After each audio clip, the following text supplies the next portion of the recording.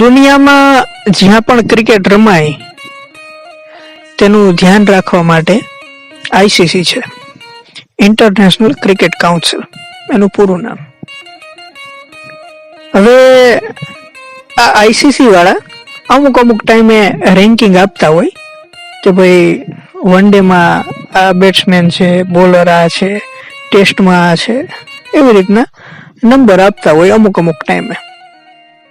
પણ મને એવું લાગે છે કે આજે વખતે આઈસીસી વાળા ઓલી ચોકલેટની જાહેરાત ન થતી 5 સ્ટારની, કુછ ના કરકે ભી દેખો, એ જોઈ ગયા લાગે છે.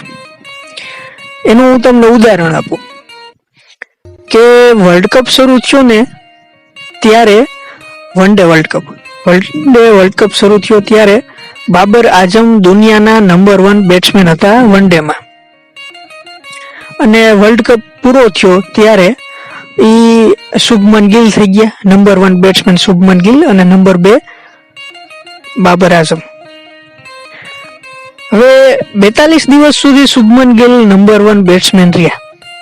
હવે આઈસીસીએ નવા નંબર મૂક્યા પાછા, તો આ દરમિયાન વર્લ્ડ કપ પૂરો થયો પછી બાબર આઝમે વન ડે મેચ નથી રમ્યા અને શુભમન ગિલે વન ડે મેચ કઈ નથી રમ્યા, તો પણ બાબર આઝમને નંબર 1 બેટ્સમેન કરી દીધા અને શુભમન ગિલ નંબર 2 ઉપર આવી ગયા.